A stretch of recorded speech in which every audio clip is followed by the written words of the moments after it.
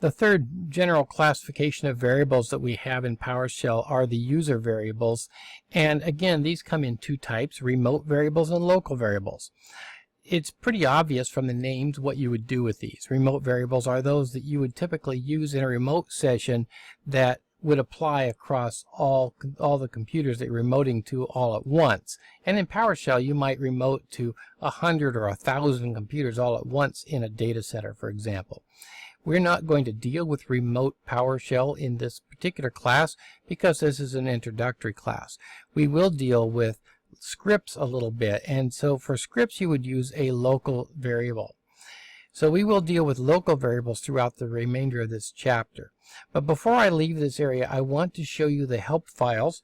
I'm going to do get help, and then I'm just going to type about underscore, and now we'll use the wildcard and the word variable and then another wildcard, and we'll see all the variable help files that there are.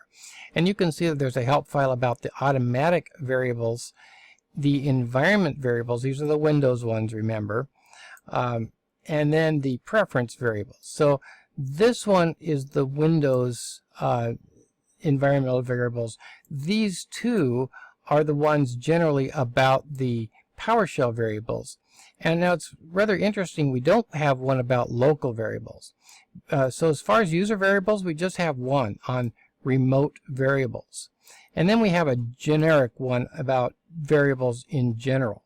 And it turns out if you go to the remote variables section, about file, it will actually talk about local variables within that file. I'm not quite sure why they did it that way, but that's just the way that they put it together.